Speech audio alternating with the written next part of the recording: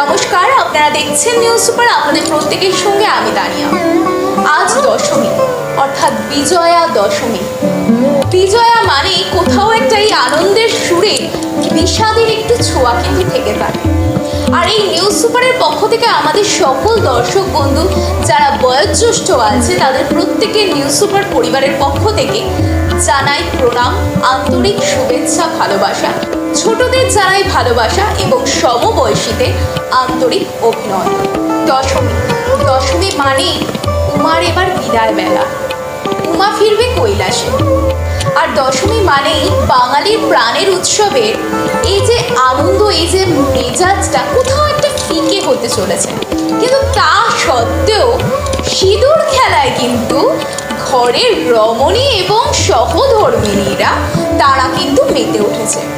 এবারের উমায় বিদায় বেলায় দশমীর বিসর্জন দেবী বরণের পরে সিঁদুর খেলায় মেতে উঠলেন জেঠিয়ার অধিবাসী বৃন্দের নারীরা।